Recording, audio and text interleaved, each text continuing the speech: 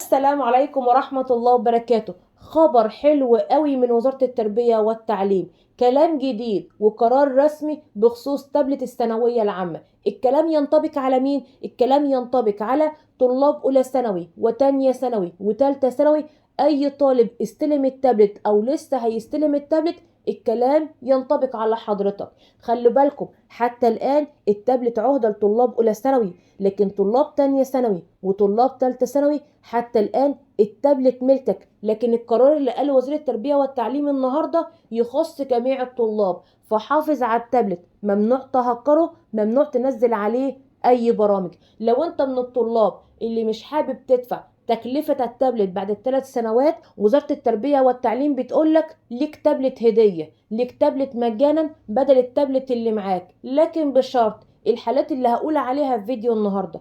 اي طالب معاه تابلت معرض لا قدر الله ان يتسرق منه او يضيع او ينكسر او يحصل مشكله في القلم او السماعه او في التابلت او في الشاشه. وزاره التربيه والتعليم جمعت كل مشاكل التابلت ووضحت الاوراق المطلوبه في حاله فقدان التابلت، في حاله سرقه التابلت، في حاله تلف التابلت، في حاله ان انت حابب تستبدل التابلت اللي معاك بتابلت جديد وجهاز اخر. وزاره التربيه والتعليم وضحت الاوراق المطلوبه والمستندات تيسيرا على اولياء الامور، ومفيش حاجه اسمها الطالب هيدفع تكلفه التابلت كامله طالما تطبقت الاجراءات اللي قلنا عليها في فيديو النهارده. اهلا وسهلا بجميع طلابنا الكرام. قبل ما اقول لحضراتكم ايه الاجراءات الجديده والكلام الجديد والقرار الرسمي بخصوص تابلت الثانويه العامه، في توضيح هام جدا. اولا مفيش اي معلومات رسميه عن تغيير نظام امتحان الثانويه العامه. كل الكلام اللي تم نشره خلال الايام الماضيه ما هو الا كلام غير صحيح بالمره. اي كلام رسمي هنوضحه لحضراتكم على قناه الاخصائيه شيماء هيكل. طلاب اولى وتانية ثانوي، نظام امتحان نصف العام الدراسي هو عباره عن 3 نماذج. النموذج موحد ولكن يختلف في ترتيب الاسئله. بمعنى ايه؟ بمعنى داخل اللجنه هيتم توزيع 3 نماذج على الطلاب، نفس الأسئلة ولكن تختلف في ترتيب الأسئلة. مفيش حاجة اسمها نماذج مختلفة تماما، ولا في حاجة اسمها تم تغيير النظام الآن. الكلام اللي بقوله لحضراتكم ده كلام رسمي مؤكد من وزارة التربية والتعليم.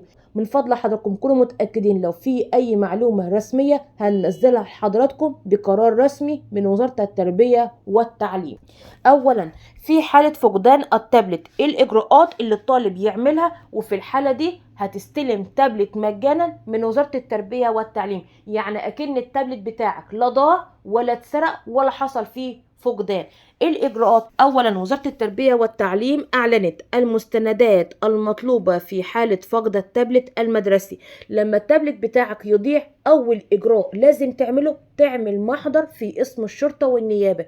تاني حاجة جميع الطلاب طالما انت استلمت التابلت احتفظ بصورة من ايصال تأمين التابلت، سواء انت طالب اولى ثانوي تانية ثانوي تالتة ثانوي. اولا اثبات اصل قيد معتمد من المدرسه المقيد بها الطالب، صوره من شهاده ميلاد الطالب، صوره من بطاقه الرقم القومي لولي الامر، صوره معتمده ومختومه من المدرسه لاقرار استلام التابلت، صوره معتمده من محضر الشرطه من اسم الشرطه ومن النيابه، وصوره ايصال تامين التابلت لجميع الاعوام الدراسيه، وصوره ايصال المصروفات الدراسيه للعام الدراسي الحالي.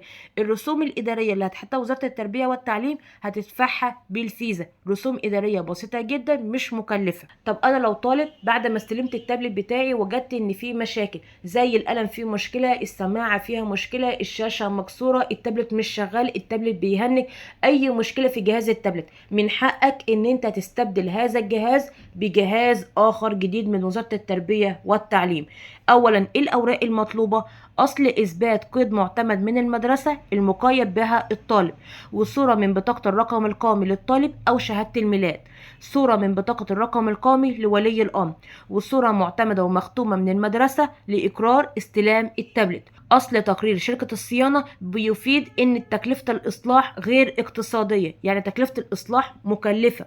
صورة إيصال التأمين على التابلت لكل سنة دراسية، وصورة من إيصال المصروفات الدراسية للعام الدراسي الحالي، والرسوم الإدارية هيتم دفعها بالفيزا. والطالب في الحالة دي هيسلم التابلت اللي معاه بجميع محتوياته، وهيستلم هيستلم تابلت جديد بجميع مشتملاته. ايه الاوراق المطلوبه والمستندات المطلوبه في حاله اصلاح التابلت المدرسي؟ اولا اثبات قيد معتمد من المدرسه المقيد بها الطالب، وصوره من بطاقه الرقم القومي للطالب او شهاده الميلاد، صوره من بطاقه الرقم القومي لولي الامر، وصوره معتمده ومختومه من المدرسه لاقرار استلام التابلت.